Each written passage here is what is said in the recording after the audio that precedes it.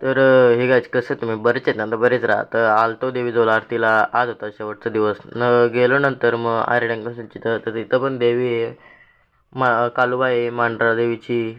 तर इथं पण घेतलं दर्शन, तिथली पण घेतली आरती करून. आणि ऋषी घरात आलेला तुरमालगावचा बेस्ट बॉलर.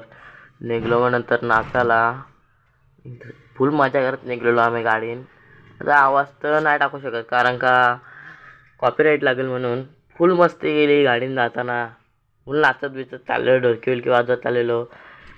लायटिंग बघा कसली सजवलेली सुंदर अशी, पूर्ण रस्त्याला लायटिंग लावलेली. काय सुंदर वाटतं ना लायटिंग, बघाच तुम्ही.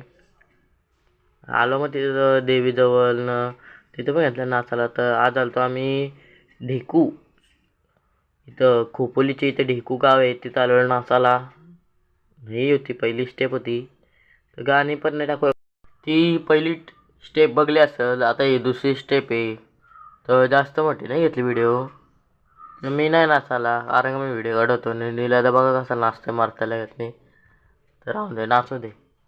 आणि मग आलो देवीजवळ. आज होती शेवटची रात्र आणि विसर्जनाचा पण ब्लॉग बघायला भेटेल ना. शीर्ष बघा कशी लढतंय ना. आज होता नाश्त्याला मका आणि शेंगा न. इथं सर्व बसलेली. हा ब्लॉग इथं एंड करतो, भेटतो पुढच्या ब्लॉगमध्ये.